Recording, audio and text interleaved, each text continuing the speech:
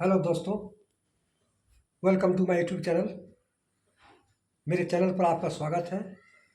मेरे प्यारे फौजी भाइयों एवं पेंशनधार सिविल पेंशनरों, मेरे चैनल पर आपका स्वागत है। कृपया आप ध्यान से वीडियो को देखिएगा, ज़्यादा ज़्यादा लाइक कीजिएगा, सब्सक्राइब कीजिएगा और बेल आइकन पर बटन दबाइएगा ताकि हमारे साथ आप जुड़े रहें। तो दोस्तों, अभी 8वें वेतन आयोग पर नई अपडेट आई है, मैं उसके बारे में आपको जानकारी देने वाला हूँ। कल NCJCM श्री गोपाल मिश्रा जी के साथ DOPT के सचिव पेंशन मंत्रालय के साथ बैठक हुई थी 10 फरवरी को। उसमें क्या निष्कर्ष निकला है, क्या हुआ है, उसके बारे में आपको जानकारी देने वाला हूँ। कृपया आप मेरे चैनल पर बने रहें, ज़्यादा ज़्यादा लाइक कीजिएगा और सब्सक्राइब कीजिएगा। तो दोस्तों, NCJCM के तरफ से 15 सूत्रीय मांगों थी।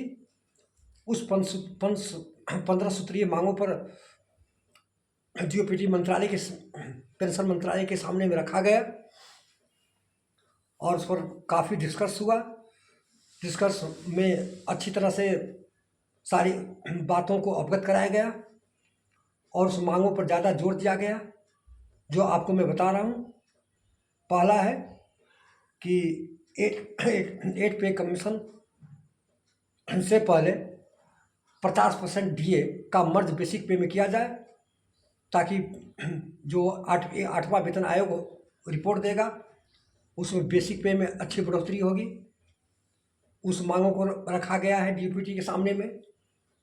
दूसरा कि लेवल 1 और लेवल 6 का अपग्रेड किया जाए, 1 से लेकर 2, 2 से 3, 3 से 4 और 5 से 6 लेवल को अपग्रेड किया जाए। तीसरा, फिटमेंट फैक्टर 2.86 का मांगों का रखा गया है, उससे कम नहीं होगा।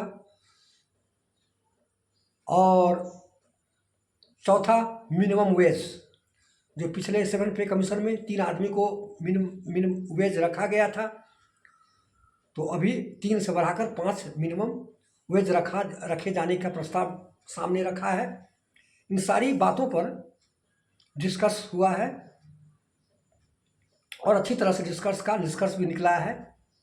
अच्छी सामने बात आई है कि DOPT के सचिव और पेंशन मंत्रालय की तरफ से ये कहा गया है कि आप लोगों को नेक्स्ट मीटिंग ऐसे मीटिंग होते रहेगा जब तक पेंशन वेतन आयोग रिपोर्ट नहीं देता है, तब तक ये बैठक होती रहेगी और सारी समस्याओं का समाधान होगा और सारी समस्याओं पर डिस्कशन किया जाएगा और विचार विमर्श होगा और उस समस्याओं का हल होगा और हल निकाला जाएगा।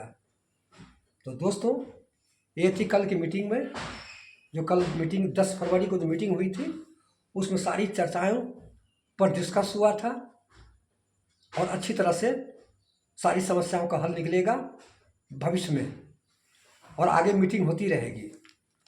तो दोस्तों, ज़्यादा से ज़्यादा लाइक कीजिएगा, सब्सक्राइब कीजिएगा और अपने दोस्तों के साथ शेयर कीजिएगा।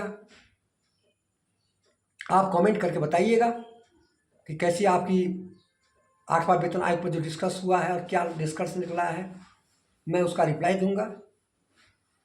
और ये भी बोला है कि 8वां वेतन आयोग में यदि आप लेट करते हैं 1 फरवरी 2026 से जो शुरू होगी, उसमें आप लेट भी कर सकते हैं। हो सकता है कि सितंबर, अक्टूबर, नवंबर तक भी लगा सकते हैं। तो उससे पहले अंतरिम राहत दिया जाए, इंटरलीफ दिया जाए केंद्रीय कर्मचारी को, ताकि उसको महंगाई का बोझ नहीं ऊपर पड़े। तो ये सारी मांगे थी।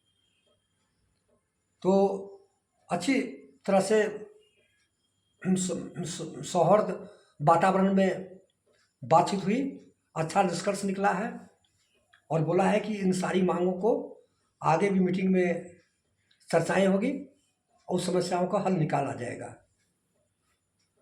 अब मैं आपको बता रहा हूं, गृह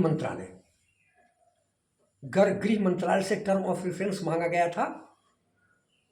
DOPT ने मांगा था कि आप दीजिए, तो गृह मंत्रालय से 8 मांगों का प्रस्ताव रखा गया है जो 8 मांगों क्या है उसका मेन जो मांगे हैं आपको मैं जानकारी देने वाला हूँ। कृपया आप चैनल पर बने रहें, ज़्यादा ज़्यादा लाइक कीजिएगा और सब्सक्राइब कीजिएगा। दोस्तों, जो 8 मांगों में मेन जो मांगे हैं, जो सेना को एमएसपी मिलिट्री स्पेशल पे मिलता है, उसी के तर्ज पर कि हम सेना की तरफ से अर्धसैनिक बल पारामिलिट्री फोर्स की तरफ से मांगों रखा गया है कि हम सेना के जैसा ड्यूटी करते हैं, बॉर्डर पर हम भी ड्यूटी करते हैं और देश की रक्षा करते हैं, तो एमएसपी के पर सेना के तर्ज पर ही हमको पारामिलिट्री स्पेशल पैकेज मिला जाएगा। एमएसपी और पीएसपी पारामिलिट्री फोर्सल पैकेज दिया जाए। और दूसरा है कि सेना के तर्ज पर ही हमको 1 रैंक 1 पेंशन दिया जाए, ताकि ड्यूटी हमारी उसी तरह है और उसी तरह से हम बॉर्डर पर हम ड्यूटी करते हैं और देश की रक्षा करते हैं, तो 1 रैंक 1 पेंशन का मांग किया है।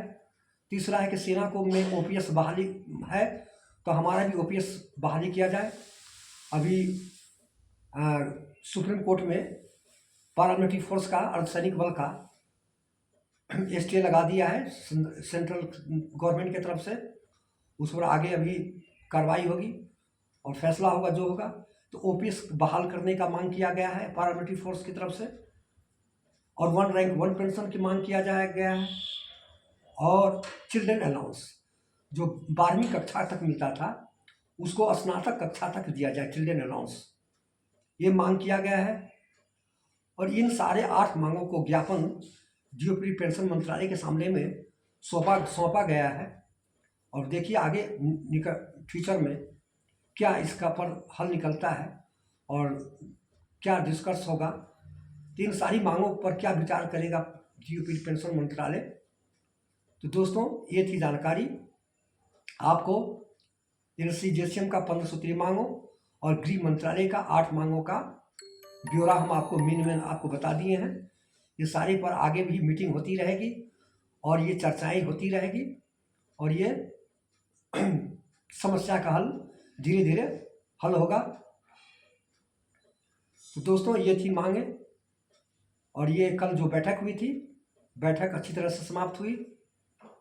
जैसे ही हमारे सामने में इसका जो मीटिंग के बाद जो न्यूज़ आई है, उन न्यूज़ को मैं आपको अपने वीडियो बनाकर आपके चैनल के द्वारा आपको नॉलेज जानकारी दे रहा हूँ। ज़्यादा ज़्यादा लाइक कीजिएगा, सब्सक्राइब कीजिएगा और दोस्तों के साथ शेयर कीजिएगा। जय हिंद, जय भारत, नमस्ते।